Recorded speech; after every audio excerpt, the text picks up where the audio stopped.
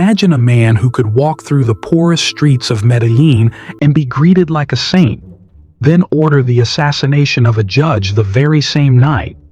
A man who made more money in a week than most countries did in a year, and yet feared only one thing: dying in a U.S. prison.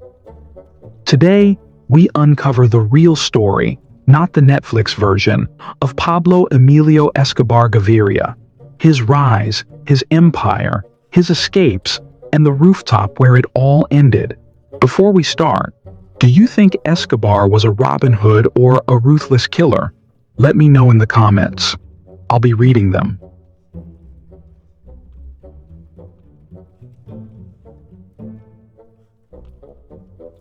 They called him El Patron.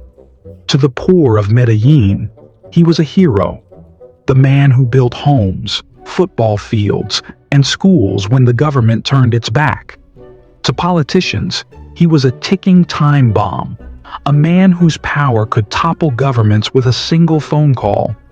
To the DEA, he was a ghost, slipping through their fingers again and again, always one step ahead. By the mid-1980s, his Medellin cartel had become a global empire. It controlled nearly 80% of the world's cocaine, moving up to 15 tons a day into the United States alone. Shipments came hidden in cargo ships, planes, even inside the lining of suitcases. And every single gram meant more power, more influence, and more blood on the streets. The empire earned him an estimated $420 million every week. That kind of money could buy anything: politicians, police, judges, even entire neighborhoods. And while children in Medellin cheered his name, there were whispers in the shadows of bombings, assassinations, and bodies piling up faster than the authorities could count. This is the story of Pablo Escobar, the man who rose from the dusty streets of Colombia to become one of the most powerful and feared criminals in history. And the bloody trail he left.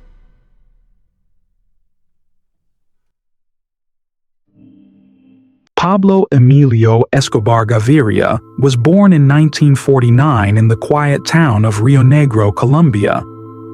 But his real story began in Medellin, a city where the gap between rich and poor was a chasm, and where survival meant being clever, ruthless, or both. From a young age, Escobar understood that rules were for other people. At 15, he was stealing gravestones from local cemeteries, sanding off the names, and selling them to smugglers who needed untraceable markers. By 17, he had moved on to forging and selling fake diplomas, turning the dreams of desperate families into quick cash. But petty hustles could only take him so far. Soon, he was running stolen cars across the city, dealing in contraband cigarettes and smuggling electronics, building a network of contacts in Colombia's growing underworld. Still, Escobar's ambition went far beyond street-level crime. He didn't just want money, he wanted influence, power, respect. And in the mid-1970s, he found the key that would unlock it all: cocaine. What began as a side hustle, a few kilos smuggled across the border, quickly became a river of white powder flowing north to the United States. At a time when few in Colombia understood its potential, Escobar saw what no one else did. Cocaine wasn't just a drug, it was a ticket to unimaginable wealth and absolute control. If you were in Escobar's shoes back then, young, ambitious, surrounded by poverty, would you have taken the same path?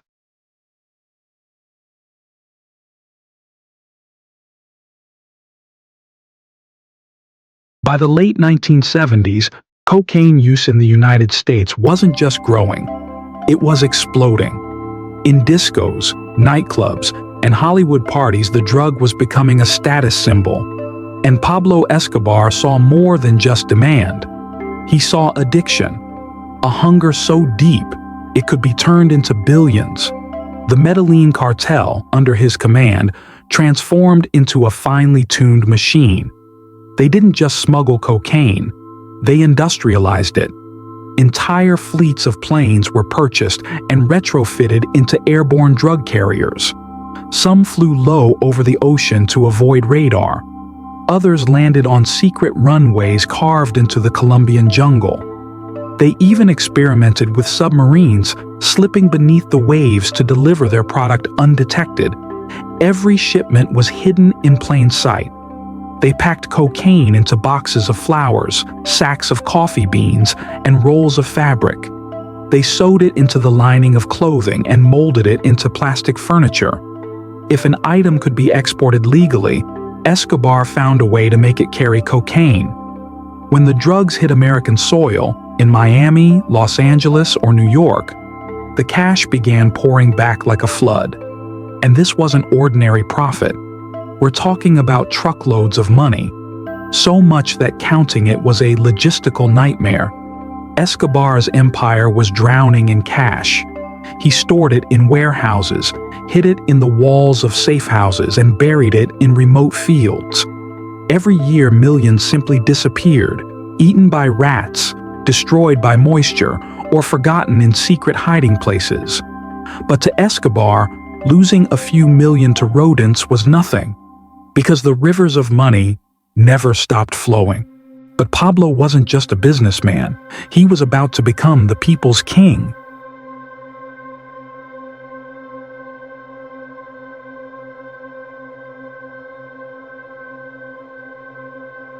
Escobar knew that fear could keep people quiet, but love could make them loyal for life. So, in Medellin, he began building his second empire, not of cocaine, but of gratitude. He financed entire housing projects, giving families who once lived in cardboard shacks real homes with electricity and running water. He built soccer fields in dusty neighborhoods, schools where there had been none, and even hospitals that treated the sick for free. He funded food programs so no child in the barrios went hungry, and he sponsored neighborhood festivals that filled the streets with music and dancing. Soon, children were wearing t-shirts printed with his face, and murals painted his name in bright colors across Medellin's walls. When the police came searching, families would open their doors to hide him, risking prison themselves rather than betray El Patron. But Escobar's generosity was anything but innocent. Every brick he laid, every meal he served, every scholarship he funded, it all came with an unspoken price. In exchange, he demanded loyalty, silence, protection. To the poor, he was a hero who gave them what the government never would. To the Colombian state, he was the most dangerous man alive, a criminal who could turn entire communities into his personal shield. Was this genuine kindness or the smartest PR campaign in criminal history?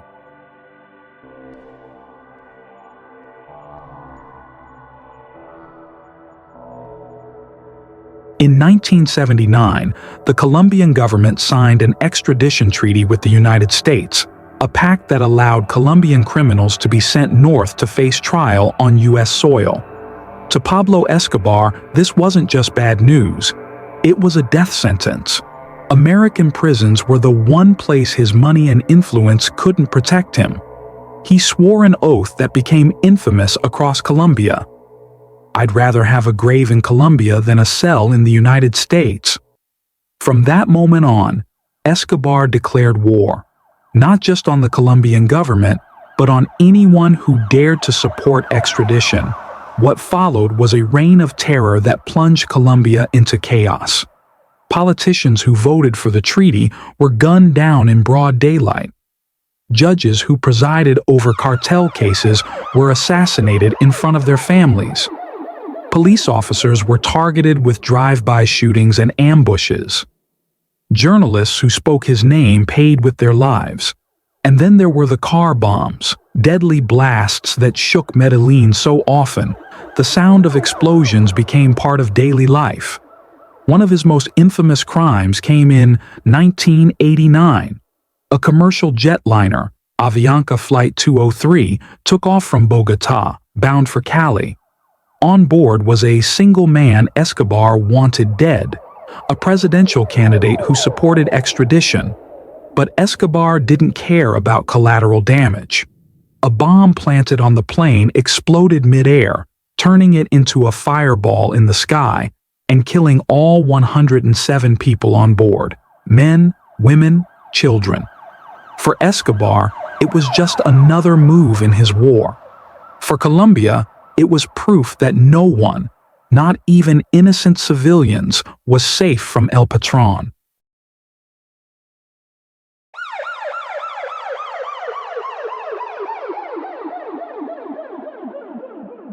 By 1991, the walls were closing in. The Colombian government, under relentless pressure from the United States, was working side by side with the DEA to bring down Pablo Escobar. The man who once seemed untouchable was now the most hunted criminal on earth. So, Escobar made an offer that stunned the world. He would surrender, but only on one condition. He would choose the location, and he would design the prison himself. The government, desperate to end the bloodshed, agreed. The result was La Catedral, a prison in name only. Perched high in the mountains above Medellin, it had breathtaking views, a full-size soccer field, a bar stocked with the finest liquor, a jacuzzi, and private luxury suites fit for a king. It wasn't a cell block. It was a fortress, with walls built not to keep Escobar in, but to keep everyone else out. And from behind those walls, Escobar never stopped working. Phone calls, coded messages, and secret meetings ensured that the Medellin cartel ran as smoothly as ever. Cocaine shipments kept moving, money kept flowing, murders kept happening.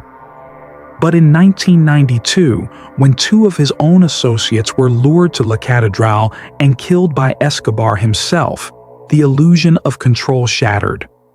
The Colombian government, humiliated, decided to transfer him to a real prison. They underestimated him. On the night the operation began, Escobar simply walked out. No gunfight, no chase, no resistance. One moment, he was in custody. The next, he had vanished into the mountains. Just like that, the most wanted man in the world was free again, and back in the shadows.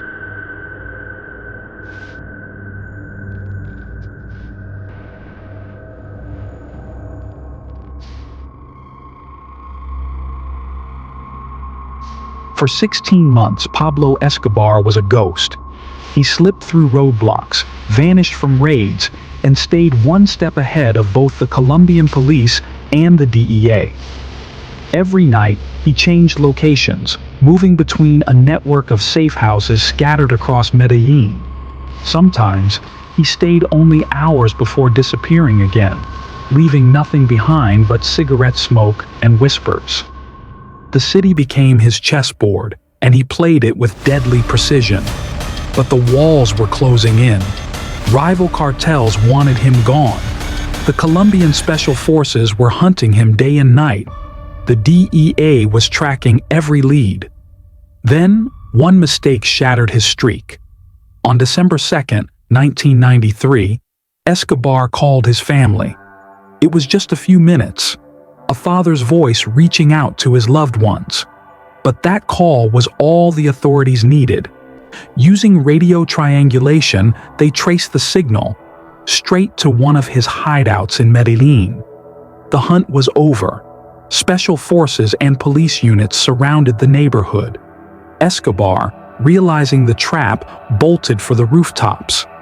A chase erupted above the city, boots pounding against tiles, gunfire echoing through the narrow streets below.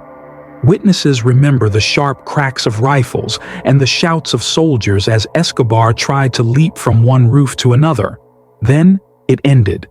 Pablo Escobar lay face down on the tiles, his shirt soaked in blood, a bullet wound visible just above his ear. The man who had ruled an empire of cocaine, fear, and blood was gone at 44 years old.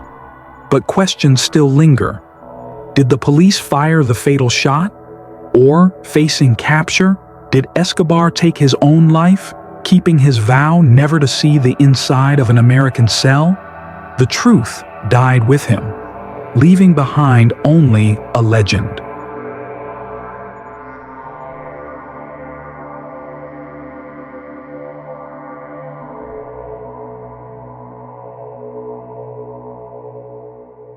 Pablo Escobar's life remains both a warning and a legend.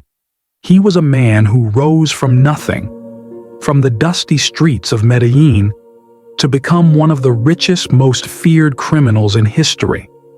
An empire built not with boardrooms and contracts, but with fear, loyalty, and ruthless ambition. To the poor, he was a savior who built homes, schools, and hospitals when no one else would. To the government, he was a terrorist who brought a nation to its knees. Every peso he gave came at a cost. Every act of charity bought silence. And every moment of mercy was balanced with an act of violence. His story carries a truth. History repeats again and again. Power built on blood cannot last forever. From a boy hustling in the streets, to the billionaire king of the Medellin cartel, to the blood-stained rooftop where it all ended. This was the rise and fall of Pablo Escobar, El Patron, the king of cocaine. If you enjoyed this story and want more true crime documentaries like this, don't forget to like, share, and subscribe. And turn on notifications so you never miss the next chapter of history's most notorious criminals.